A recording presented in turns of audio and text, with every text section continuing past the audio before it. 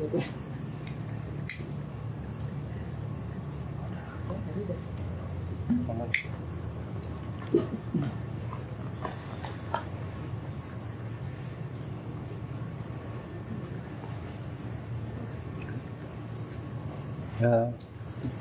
Sampurasun kasadayana.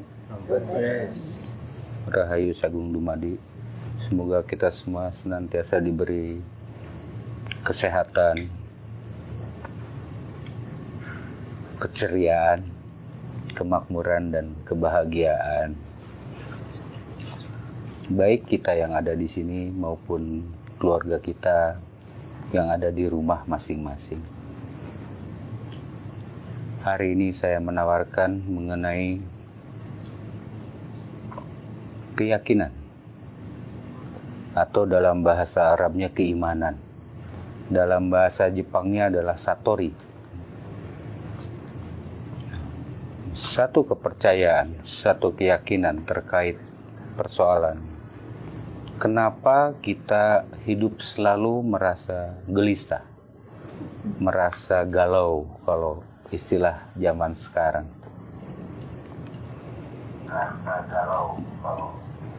Kalau kegalauan itu ya, ada rasa yang seolah-olah ada ketidakpastian di dalam perjalanan hidup kita atau pada saat kita menjalani kehidupan. Kesalahan kita secara umum adalah kita tidak pernah mempertanyakan diri kita pribadi. Pernah kita sampai mencapai puncak keyakinan tentang kehidupan ini, tentang hidup ini. Pernah nggak kita meyakini tentang kehidupan ini? Artinya sampai kita mampu memahami hidup itu apa sih? Hidup itu untuk apa? Hidup itu mau apa? Hidup itu adalah satu pemahaman yang setiap orang menjadi berbeda-beda di zaman sekarang. Wajar, karena kita sudah masuk ke era yang berbeda dengan leluhur kita di zaman dulu. Banyak ajaran-ajaran dari para leluhur kita yang sudah hilang, sehingga kita kehilangan orientasi, kehilangan arah panah di dalam hidup kita. Hidup kuncinya sebetulnya sangat sederhana. Prinsip hidup itu sangat sederhana. Satu, sehat. Kedua, bahagia. Itu yang selalu dicari. Kesehatan dibuktikan dengan ketika kita luka, dia akan sembuh dengan sendirinya.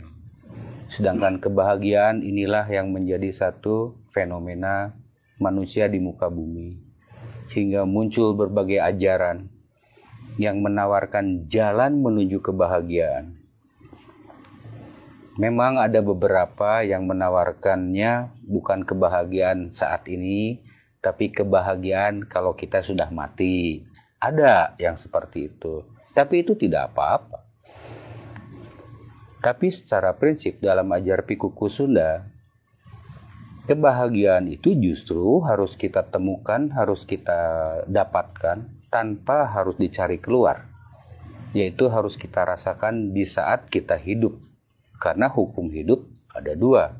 Yang tadi, sehat dan bahagia. Sisanya bunga-bunga, kegembiraan, keceriaan, dan lain sebagainya.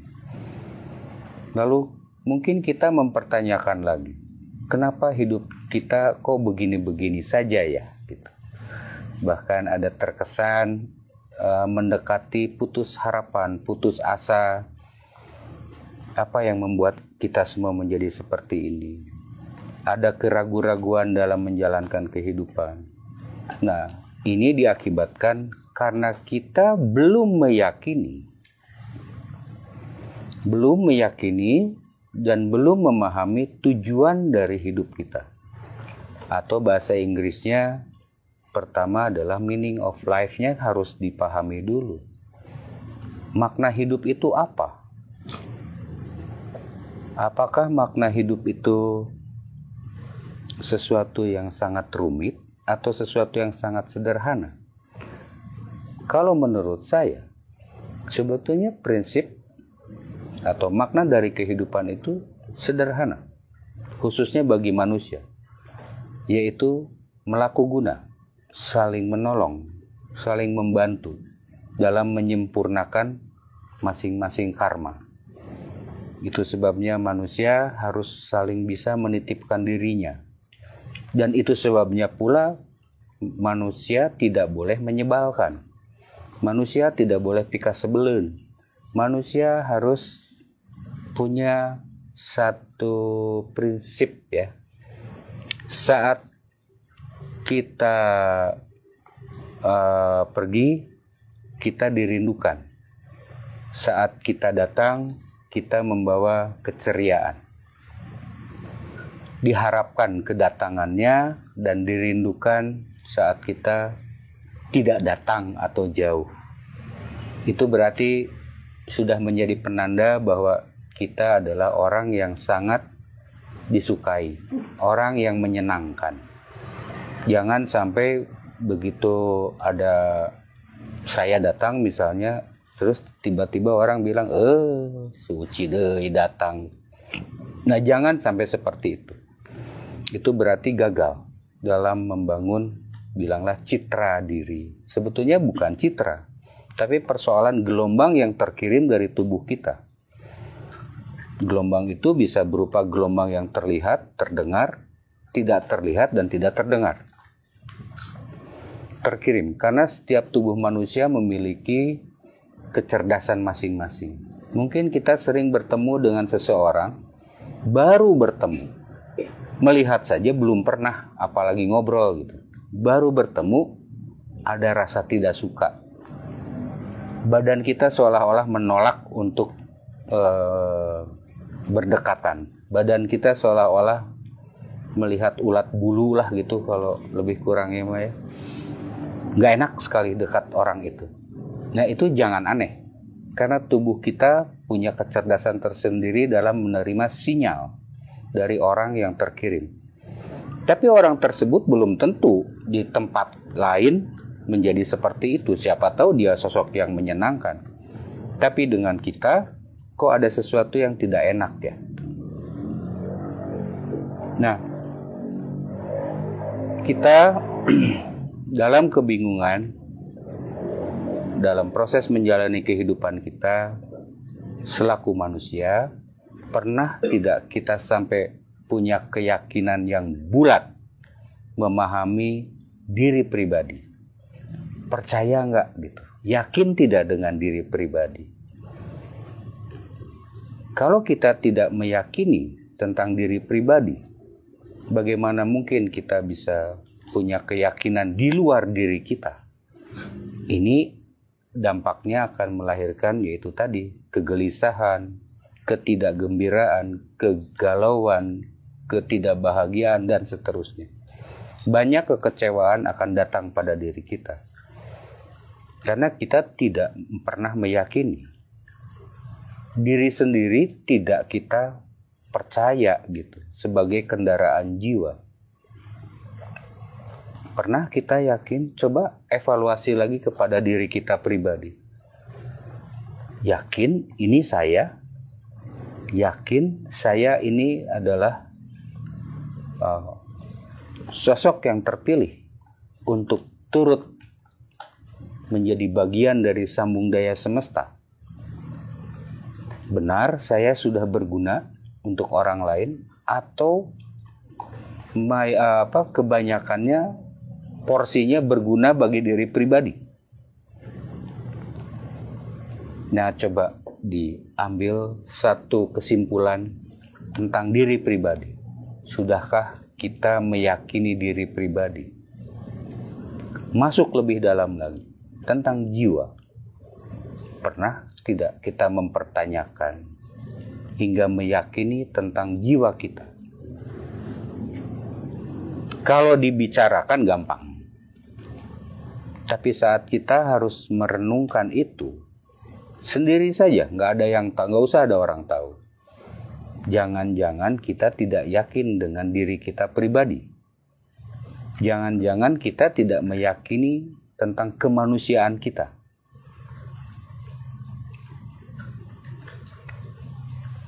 Manusia dan kehidupan adalah satu yang tidak bisa dipisahkan. Tapi kehidupan itu kan luas. Nah, yakini dulu tentang kehidupannya. Kemudian yakini tentang kemanusiaan. Kemudian yakini tentang kejiwaan kita.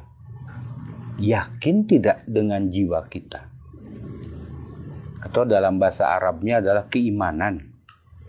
Kita mengimani kehidupan. Betul kehidupan ini. Lalu kita mengimani tentang diri pribadi. Betul ini saya yang bisa menjalankan kehidupan ini. Kemudian masalah jiwa. Betul jiwa ini yang harus kita perjalankan. Yang harus kita tempa tumbuh dewasa. Hingga satu saat dia akan menjadi satu permana. Hingga mencapai tingkat kedewataan. Tapi itu nanti saja dululah. Bangun dulu keyakinan, keimanan, kepercayaan terhadap diri pribadi. Dan yang terakhir adalah, betulkah kita sudah yakin dengan tujuan kita? Nah, biasanya secara umum orang terlahirkan hidup dan ngageleyeng. Ngageleyeng itu ya begitu saja. Menjalani hidup begitu saja. Dia akan menjadi orang yang biasa. Dia tidak akan menjadi orang yang istimewa. Padahal setiap manusia yang lahir adalah sosok yang istimewa. Kenapa dia bisa istimewa? Karena setiap manusia lahir dari kerja keras sambung daya semesta. Dari mulai konstelasi perbintangan, matahari, kemudian bumi, dari kebumian, kemudian dari interaksi energi. Baik itu yang muncul secara bersamaan ya, ataupun secara terpisah. Artinya kalau yang bersamaan adalah energi yang muncul, yang terkirim dari tumbuhan, dari binatang, dari tanah yang kita pijak, dari udara yang kita hisap, dan seterusnya. Kemudian kontak energi antar manusia. Kita seharusnya memiliki keyakinan itu. Siapapun yang sudah mencapai kepada keyakinan tersebut, dipastikan hidupnya tidak akan mudah kecewa, tidak akan mudah mengalami kegalauan, tidak akan mudah mengalami kesedihan. Dia punya sebuah sikap, sebuah prinsip dalam memandang kehidupan. Dia tahu hidup itu apa, dan dia tahu bagaimana menjalankan kehidupan itu. Dan dia tahu tujuan dari hidup dia dilahirkan. Kadang-kadang karena kita jarang mengevaluasi diri kita, jarang mendogma diri kita pribadi, kita seringkali malah teracuni oleh dogma yang datang dari luar, yang nantinya disebut konon katanya. Katanya harus begini, katanya harus begitu, dan seterusnya. Kita diminta harus seperti si A, si B, si C, tokoh-tokoh yang dianggap luar biasa. Padahal kehidupan tokoh-tokoh itu berbeda zaman dengan kita. Berbeda keruwetannya, berbeda kerumitannya. Maka solusinya pun atau jalan keluarnya pun berbeda-beda. Banyak orang menggantungkan diri terhadap satu entitas. Saya mengatakan entitas saja ya. Menggantungkan diri kepada satu entitas yang maha. Apakah itu benar? Bagi sebagian orang mungkin benar. Dan mereka meyakini itu. Tapi orang tersebut lupa bahwa entitas yang dia puja sebetulnya tidak di luar sana, tidak hanya di luar sana, bahwa kita adalah bagian dari entitas tersebut, entitas yang maha kuasa. Kita adalah ruang kesemestaan dalam skala kecil, atau sering disebut jagat alit atau bumi alit. Ada bumi alit, bumi ageng, ada jagat alit, jagat agung. Kita bagiannya. Kesadaran itulah yang seharusnya mulai dimunculkan di dalam diri kita, sehingga kita tahu apa yang harus kita kerjakan, apa yang harus kita lakukan di dalam ruang kehidupan di muka bumi ini. Baik, buruk, semua karena kita bernafas. Tidak ada kebaikan dan keburukan dapat dilakukan tanpa bernafas. Hidup adalah bagaimana cara kita menggunakan napas kita di dalam ruang kemanusiaan, ruang kebumian, ruang kesemestaan. Apakah sudah kita memanfaatkan nafas kita untuk itu? Nafas kita sering kita gunakan untuk berbohong, untuk menyakiti orang lain. Nafas kita sering kita gunakan untuk hal-hal yang tidak penting bagi ruang kehidupan. Semua manusia punya tujuan hidup yang berbeda-beda, wajar. Itu sangat wajar. Karena kita bukan barang pabrikan, bukan barang cetakan. Kita lahir dari orang tua yang berbeda. Kemudian kita lahir dalam waktu yang berbeda, dalam konstelasi perbintangan yang berbeda, dalam ruang energi, kekuatan energi atau kadar energi yang berbeda. Tidak ada energi negatif, energi positif, energi buruk, energi baik, itu tidak ada.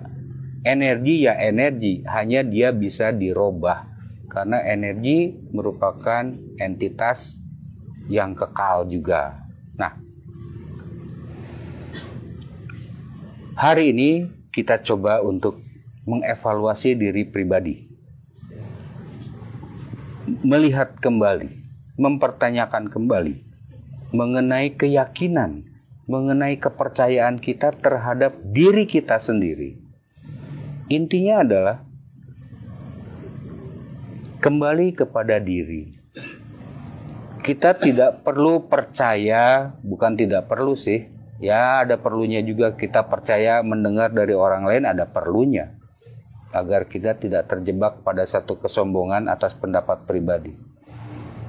Tapi yang lebih baik, kita memahami karena kita mencari, menggali, mengkaji, dan menemukannya. Berdasarkan pengalaman hidup pribadi. Itu sebabnya semua catatan kehidupan, atau sering disebut sebagai pengalaman, itu adalah hasil dari interaksi diri pribadi di dalam ruang kebumian, di dalam ruang kesemestaan. Bumi tidak pernah ingin seperti matahari, bumi tidak pernah ingin seperti bulan, bumi ingin seperti bumi yang terbaik. Kita belajar dari binatang.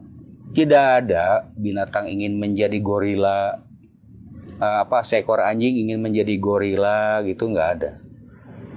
Dia ingin menjadi anjing yang terbaik. Seperti apa anjing yang terbaik? Ya saya tidak tahu, saya juga belum pernah jadi anjing gitu. Tapi menjadi manusia, ini pengalaman kita. Kita sudah terlahir sebagai manusia. Ya ada sebagian yang mengatakan seharusnya bersyukur kita terlahir sebagai manusia. Tidak terlahir sebagai tuyul gitu, sebagai dedemit, sebagai kuntilanak misalnya, dan lain sebagainya. Nah, dalam ajar Pikuku Sunda, ketika kita memahami dalam ruang kesemestaan, artinya tidak memilih lagi mana yang disebut manusia, mana tumbuhan, mana binatang, mana bumi, mana tanah, dan lain sebagainya. Baik yang terlihat maupun yang tidak terlihat.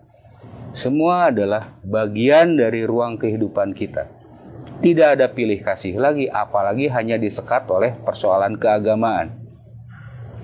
Ambil contoh, kita mencintai bunga mawar itu kan tidak perlu harus beragama apa.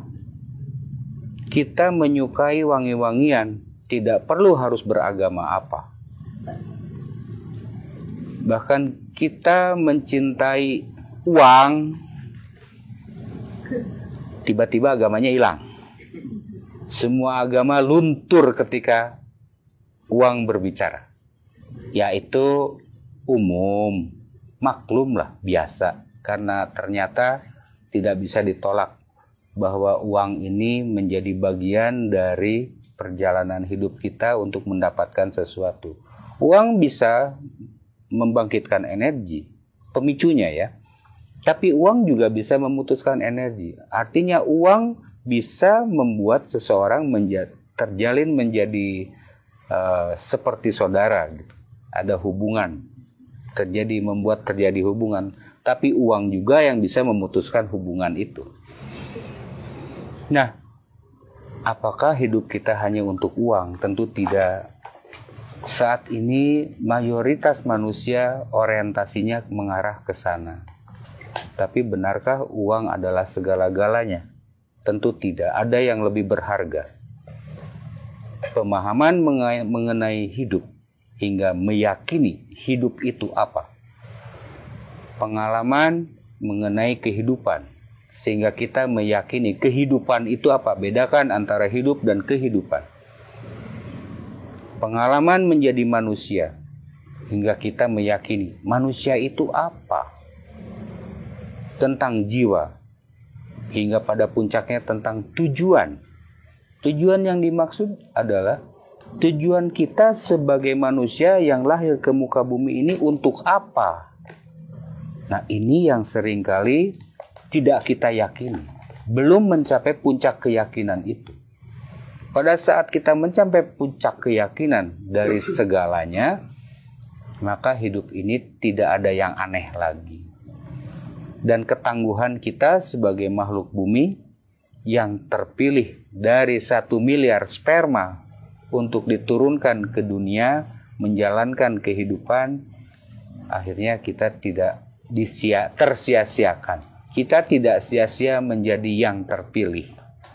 The chosen one, konon katanya begitu. Jadi kalau mendengar orang-orang terpilih, bukan si A, si B, si C, bukan. Kita semua juga sama. Yang diutus dari semesta, bukan hanya si A, si B, si C, bukan. Kita semua diutus oleh semesta. Kalau dibilang bahwa ada utusan, bilanglah diutus oleh Yang Maha Kuasa.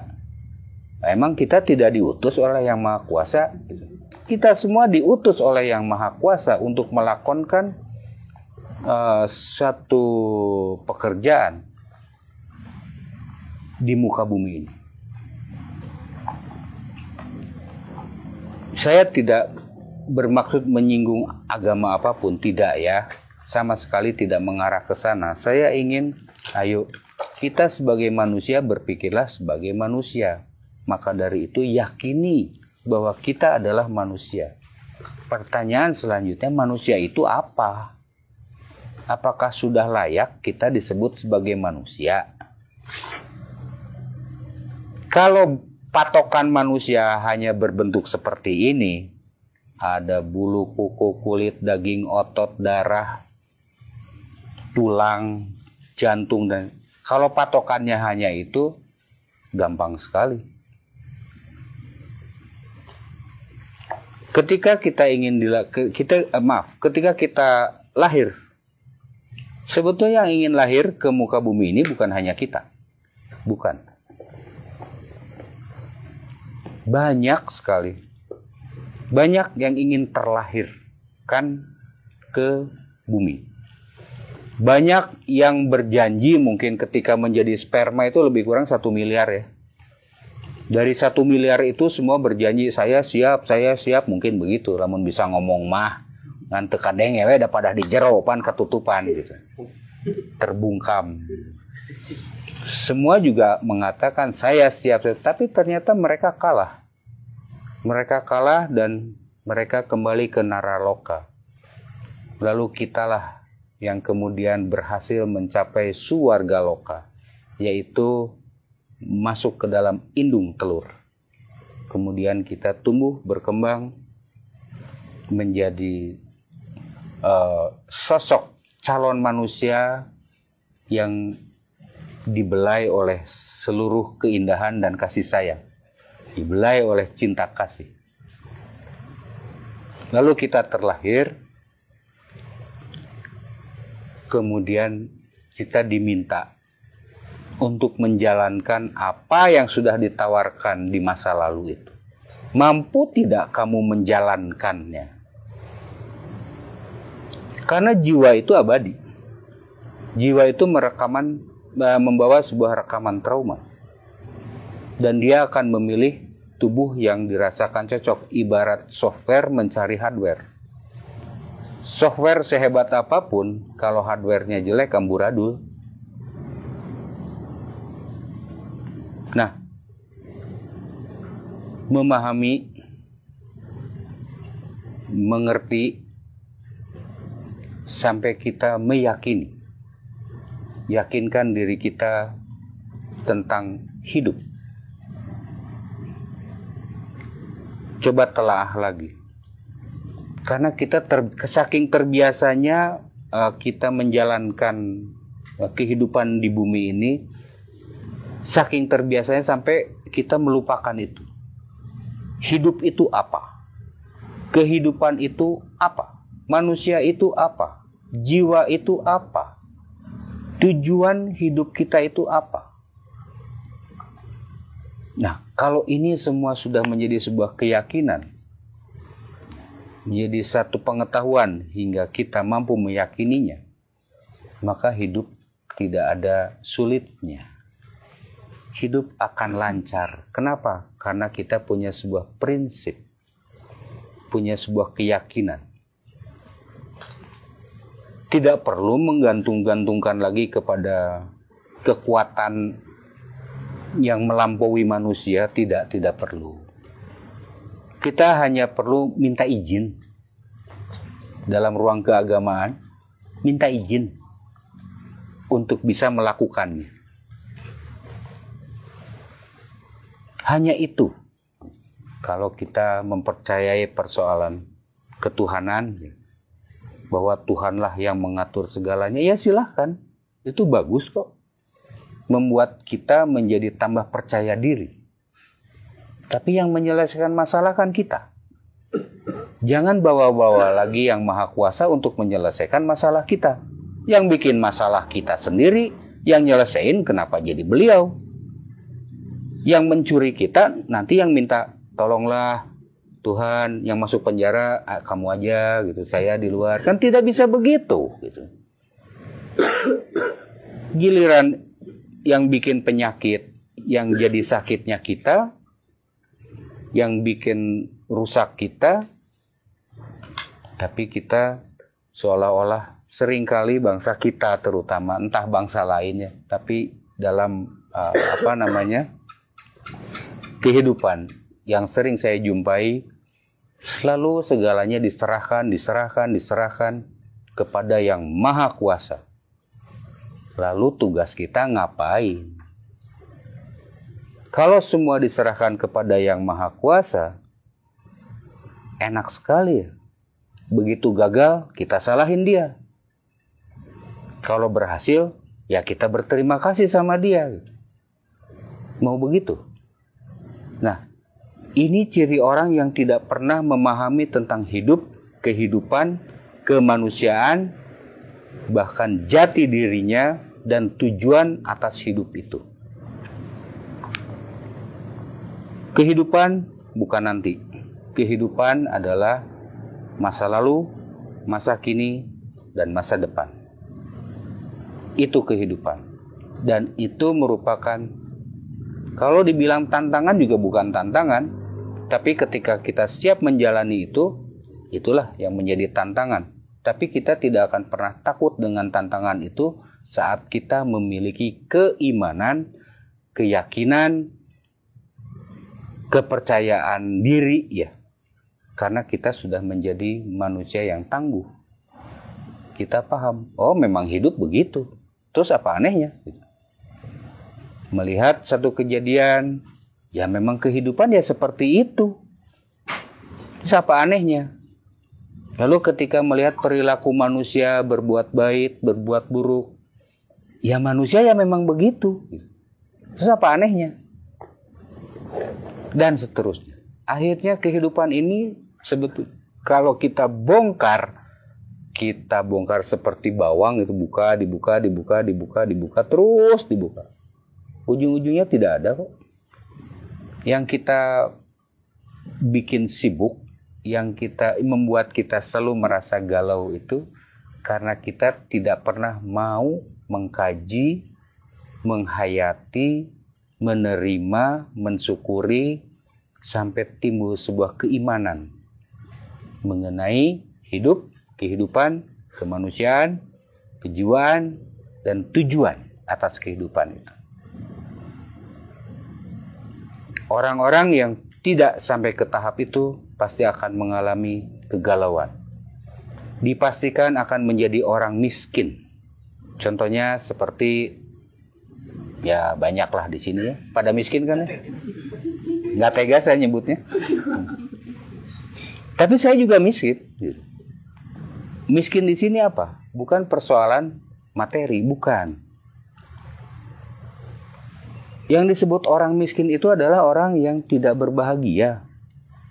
Yang disebut orang miskin itu adalah orang yang tidak bisa ceria, orang yang jauh dari tertawa, orang yang jauh dari gembira, itu orang miskin.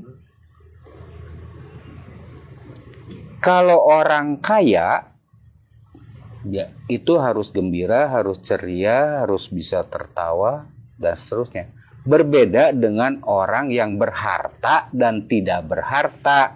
Nah, jangan sampai sudah tidak berharta miskin pula. Paeh we nu kitu mah riweuh, ngari riweuh batur hirupna.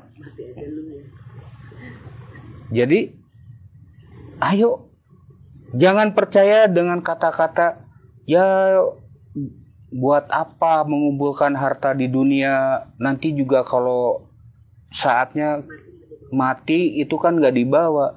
Yang mau bawa-bawa mobil gitu siapa? Bawa tank wajah, bawa kapal terbang itu siapa? Gak pernah lihat. Yang jelas ya sudah dikubur saja. Persoalannya apa yang harta atau kebendaan yang ada akan dimanfaatkan oleh generasi selanjutnya. Nah, bangsa kita itu salah menafsirkan mungkin karena kebodohan akut sehingga akhirnya diterima saja tentang harta ya segini juga cukup, segini juga sudah atas kehendak yang maha kuasa. Enggak, bodoh aja. Kita harus berharta, memiliki harta sebanyak mungkin. Tapi jangan korupsi ya. Bukan dengan hasil yang buruk, tapi hasil kerja keras agar kita mampu mewariskan sesuatu. Jangan sampai kita melahirkan generasi pengemis. Untuk makan saja jadi dia harus merendahkan dirinya.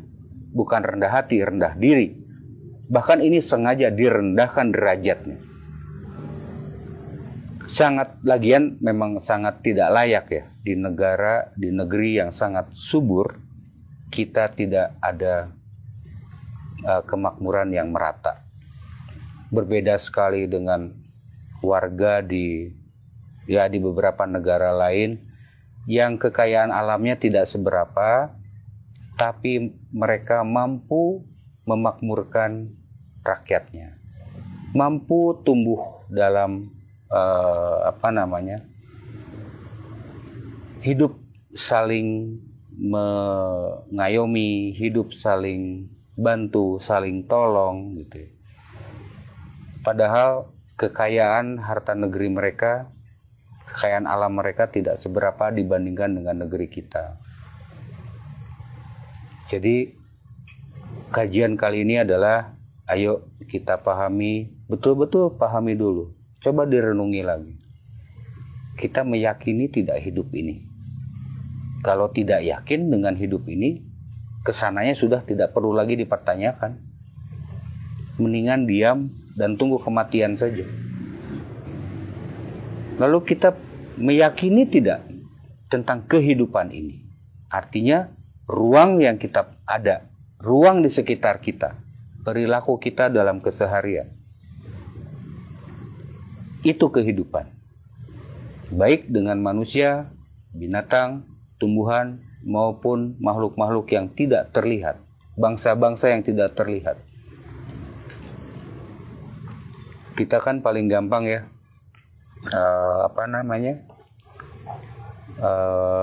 membenci makhluk-makhluk yang tidak terlihat itu. Entah karena terasa takut atau apa, bahkan ada kecenderungan untuk mengusir. Makhluk-makhluk yang sakit ini, kira-kira siapa yang bisa menyembuhkannya? Makhluk-makhluk yang sakit hati, bilanglah makhluk jahat ini, siapa yang bisa dan nggak ada ini penceramah di makhluk-makhluk sana kan nggak ada.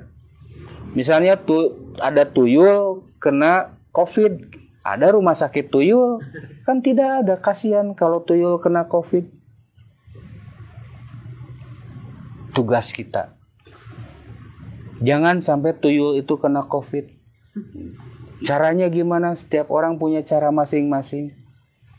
Kita punya doa, kita punya mantra, kita punya jampe.